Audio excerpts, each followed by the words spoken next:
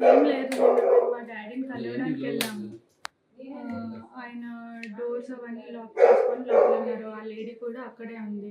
మేము ఆయనతో మాట్లాడడానికి వెళ్దాం ఐ మీన్ మాట్లాడడానికనే కాదు, మా డాడీతో కలిసి ఉందామని మేము వెళ్ళాము.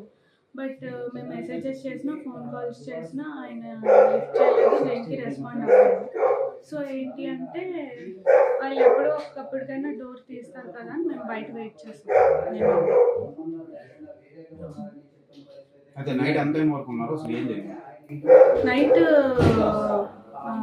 యాక్చువల్లీ నేను ఆఫ్టర్నూన్ 3 నుంచి నైట్ 1:30, 2 వరకు ఉన్నాను. బట్ వాళ్ళు ఎవరు రెస్పాండ్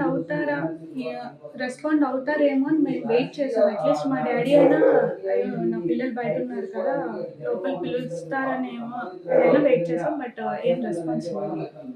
ప్రధాన కారణం ఏంటి మీ ఫాదర్ రెస్పాండ్ అవ్వకపోవడానికి?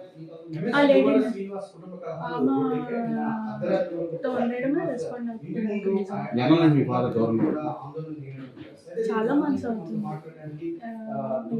లాస్ట్ ఇయర్ నుంచి దూరంగానే ఉంటున్నాం.